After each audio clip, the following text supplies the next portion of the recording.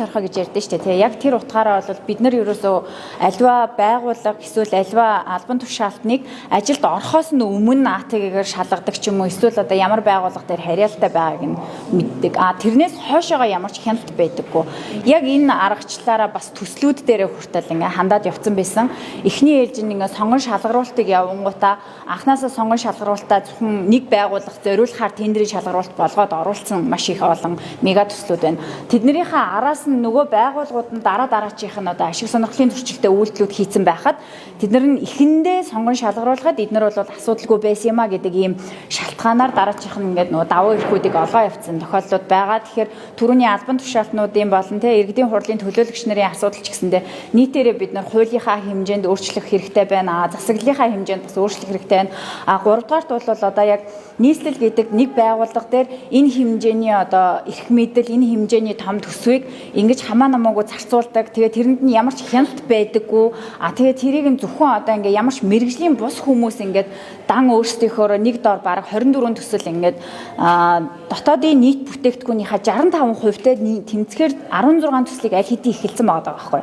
Тэгээ ийм хэмжээний одоо бүхэл бүтэн улс үндэстнийхээ макро эдийн засагтаа хүртэл ингээд дарамт болохоор ийм өрүүдийг одоо ингээд тавих эрх мэдлийн нэг тал төвлөрсөн ямар ч хяналтгүй асуудал байгааг бол бид нар засаглалынхаа түвшинд бас авч үзэж энийг тэр чигт нь засаж сайжруулах энэ дээр бүр ингээд тусдаа засгийн газрын хэмжээнд арга хэмжээ авах болдог бол хэдэн төрлийн ажлын хэсэг байгуулагдаад энэ дээр тодорхой бүтцүүдийг гаргах мөн дээрээс нь одоо би байнга ярьж байгаа те нийслэл болон засгийн газар гэдэг байгууллагад байгаа хүмүүс бол дандаа төр албан тушаалтнууд байхгүй юу 4 жилийн албан тушаалтай тий эсвэл одоо ингээд намаас томилогдож ирдэг хотын дарагч байд юм уу ийм байгаа тохиолдолд хамгийн том асуудал нь энэ хүмүүс хязгаарч мэрэгжлийн биш гэдэг байхгүй юу авто замын талаар юу ч мэдэхгүй хурдны замын талаар юу ч мэдэхгүй хотын төлөвлөлтийн талаар юу ч мэдэхгүй хүмүүс өнөөдөр 24 мега төсөл хийгээ явж байна тэр төслүүдээ ингээд хамгаалаад зөрөгтэй маш сайн мундаг эрх мэдэл ашиглаж чаддаг дарга энэ төслүүдийг хийх ёстой гэж яриад байгаа байхгүй юу тэгтэл яг үнэндээ өөрсдөө мега төсөл төсөл хэрэгжүүлж үзээгүй хүмүүс энэ дээр хийгээ явцсан.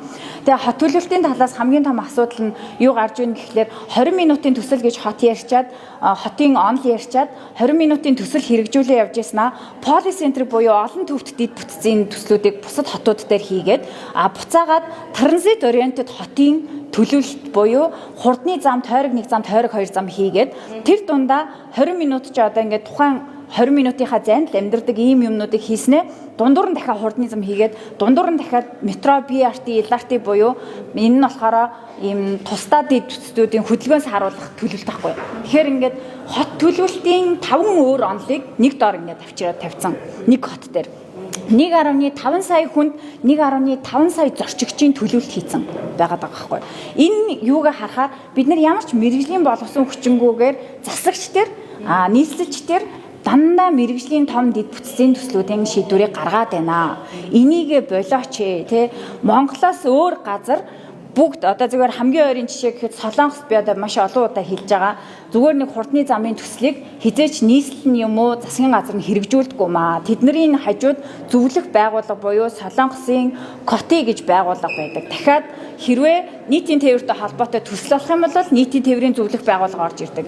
Хэрвээ ногоон байгууламжтай төсөл болох юм бол байгаль орчны чиглэлийн төрийн бус байгууллагуудын хяналттай зөвлөх байгууллагууд нь орж ирдэг. Тэд нар нь байнгын мэрэгжилтнүүдтэй байдаг. Энэ мэтчлэн хүнлэнгийн хараа хяналтын дэд бүтц байгууллагуудыг зөөлөн дэд бүтцүүдийг бий болгооч гэдэг хүсэлт шаардлага тавьмаар байна. Нямбатаргуу сонсоход хэр үнэтэй вэ гэж харж байна. Дандаа л мэрэгжилтэн газрын дарамтаар сонсгол руугаа хариултыг явуулсан байна л да.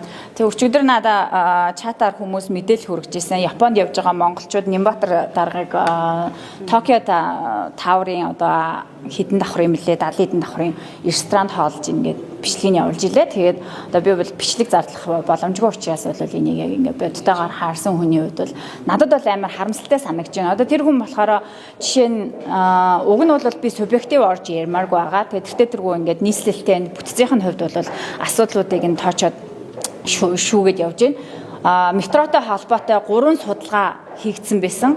Метро 2011 онд Сүүсвэн гэдэг одоо яг энэ 24 оны судалгааг хийсэн компани хийсэн. 2013 оны Жакягийн судалгаа байгаа. Тэгээд дахиад сая 2024 оны судалгаа хийсэн. Энэ бүх ингээд судалгаануудыг бүтэн 7 хоногийн турш уншиж дуусч байгаа байхгүй тий. Зүгээр иргэн хүн байж мэрэгжлийн үүднээс өөрсдийнхөө татварыг хаана явж ингээ хянж яхад тэр хүн тэр бүх мөнгийг зарлагдаад одоогийн байдлаар нэг их 80-ыг зөвхөн тэзүү болгоод цаасанд хэвлээд дууссан байжээж тэнд ингээ зүгээр аялаа явж гин гэдэг бол аим мухад оромжлол санагдаж байна.